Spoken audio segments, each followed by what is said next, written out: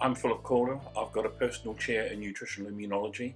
Within the IDS, I'm Deputy Director of the Human Development and Health Academic Unit, and I'm the co-lead for the Nutrition, Metabolism, Endocrinology and Cardiovascular Research theme. My research is investigating the effect of nutrients, particularly fatty acids, on cell function in the context of immunity, inflammation and cardiometabolic risk. We carry out research across the life course with the aim of trying to improve the understanding of the impact of nutrients in promoting healthy development and healthy aging.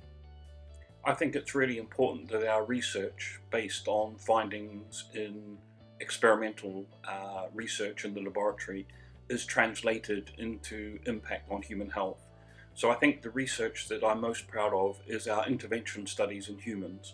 For example, we carried out an intervention study with salmon in pregnant women, looking at the impact of increasing salmon intake in pregnancy on allergic outcomes in the infants at up to 3 years of age.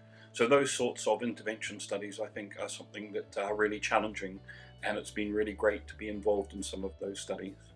Over the years, I've had many collaborations within the IDS, for example, with my colleague Christopher Byrne in fatty liver disease, with Nick Macklin in vitro fertilization research.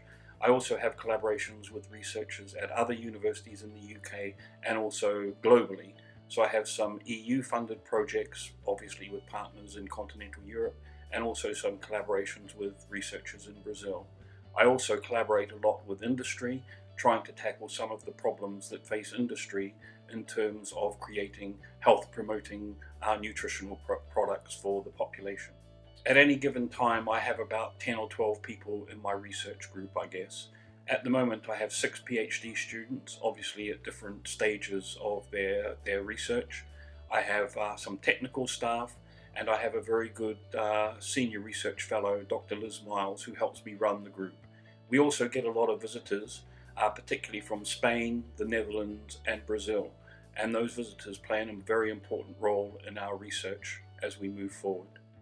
Engagement with the public in relation to our research is very important, of course, because at the end of the day, our research has implications for the public, but is also funded by the public.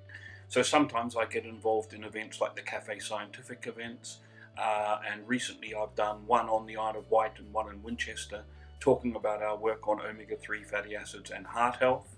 I'm also involved in other public engagement events with sometimes with the people involved in our studies, where we have open days to talk about our research, and also, of course, through the media, through interviews on the radio, articles in magazines and newspapers and so on, taking our research to the public so they can see the value that we give to the money that they provide to support our research. I think the IDS has done a fantastic job in increasing the scientific awareness of the importance of early life experiences on later disease. Of course, most of the research to date has been based on either animal models or on human epidemiology. And what we really need is intervention studies to test the hypotheses between the early life exposures and the later health or disease outcomes. So I think one of the important roles of the IDS going forward will be to engage in reasonably large controlled trials testing the hypotheses around the early life origins.